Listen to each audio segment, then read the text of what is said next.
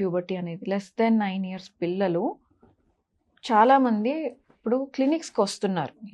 ఇప్పుడు early ప్యూబర్టీకి reasons వేరు, genetic కాదు, బ్రెయిన్ ట్యూమర్స్ కాదు, బ్రెయిన్ ఇన్ఫెక్షన్ కాదు. ఇప్పుడు మెయిన్ రీజన్ ఏంటి అని అంటే first thing obesity, childhood obesity. మన ఇండియన్స్కి ఎస్పెషల్గా పిల్లలు బొద్దుగా ఉంటే హెల్దీగా ఉన్నారు, ముద్దుగా ఉన్నారు, హెల్దీగా ఉన్నారు. ఎంత బొద్దుగా ఉంటే అంత హెల్దీగా ఉన్నారు. ఈ ప్రాబ్లం అనేది మదర్ పొట్ట నుంచే స్టార్ట్ అవుతుంది. పొట్టలోంచి బొద్దుగా పుట్టాలి అని మదర్కి ఓవర్ ఫీడ్ చేసేసరికి పిల్లలకి కూడా ఓవర్ వెయిట్తో పుడతారు. మన యావరేజ్ మన ఇండియన్ జీన్స్కి 2.8 to 3.2 kgs baby correct weight at birth. కానీ ఇప్పుడు అంతా 3.5 అండ్ అబోవే. అంటే పొట్టలో ఉన్నప్పుడే ఓవర్ వెయిట్ అనేది స్టార్ట్ అయిపోతుంది. అది చైల్డ్హుడ్ ఒబేసిటీకి దారి తీస్తుంది. దానివల్ల చైల్డ్హుడ్ ఒబేసిటీలో ఫ్యాట్ ఎక్కువ ఉంటుంది. ఫ్యాట్ ఎక్కువ ఉండటం మూలన దాని నుంచి ఈస్ట్రోజన్ అనే హార్మోన్ వస్తుంది. ఎప్పుడైతే ఈస్ట్రోజన్ ఎక్కువ ఉంటుందో పీరియడ్స్ వచ్చేస్తాయి.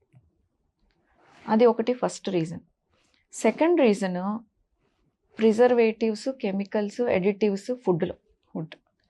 ఇవన్నీ కూడాను ఇప్పుడు నేను ఈస్ట్రోజన్ అనే హార్మోన్ చెప్పాను కదా, ఇవన్నీ కూడాను ఈస్ట్రోజన్ లైక్ యాక్షన్. ఈస్ట్రోజన్ కాదు కానీ ఈస్ట్రోజన్ ఎలాగ పనిచేస్తుందో ఇవి కూడా అలాగే పనిచేసి పీరియడ్స్ తొందరగా వచ్చేలాగా చేస్తాయి. Third thing endocrine disrupting chemicals. మనం తెలుసో తెలియకో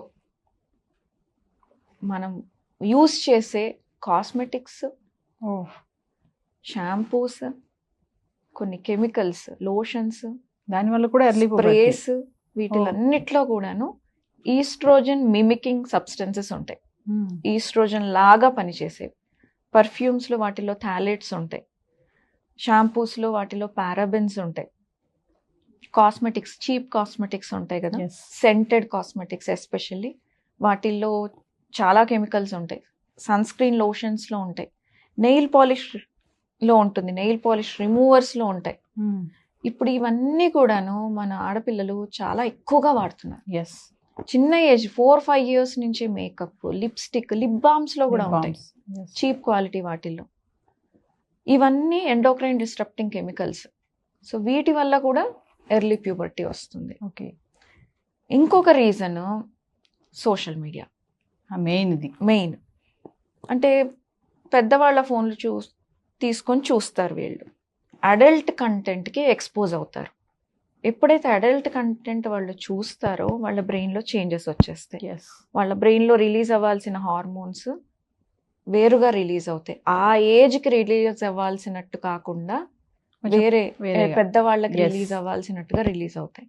దానివల్ల కూడా తొందరగా మెచ్యూర్ అవుతున్నారు పిల్లలు. ఇంకొకటి ఫిజికల్ యాక్టివిటీ లేకపోవడం. అన్నిటికీ ఈక్వల్ ఇంపార్టెన్స్ ఉంది. అన్ని మేజర్ రోల్ ప్లే చేస్తున్నాయి ఇప్పుడు తొందరగా మెచ్యూర్ అవ్వటానికి ఆడపిల్లలు. సో ఇప్పుడు ఎక్కువగా మనం వింటూ ఉంటాం మిల్క్, మీట్ తింటుంటే వస్తుంది అని. అది ఎందుకు అనంటే ఇప్పుడు వచ్చే మిల్క్ కానివ్వండి, లేకపోతే మీట్ కానివ్వండి, ఈ గ్రోత్ హార్మోన్స్, ఆక్సిటోసిన్ ఇవన్నీ ఇచ్చి పెంచుతున్నవి. కాకపోతే ఇవి లిమిటెడ్గా తీసుకుంటే, ప్రాపర్గా కుక్ చేసి బాయిల్ చేసి తీసుకుంటే పర్వాలేదు. కాకపోతే అన్లిమిటెడ్గా అంటే రోజు నాన్ వెజ్ ఉండాలి, రోజు 1-2 గ్లాసులు పాలు ఇచ్చి చేస్తే అది కూడా ఒక రీజన్ అవుతుంది ఎర్లీగా పీరియడ్స్ రావడానికి ఆడపిల్లలకి. చాలా మంది పిల్లలు చూస్తున్నాం మేడం.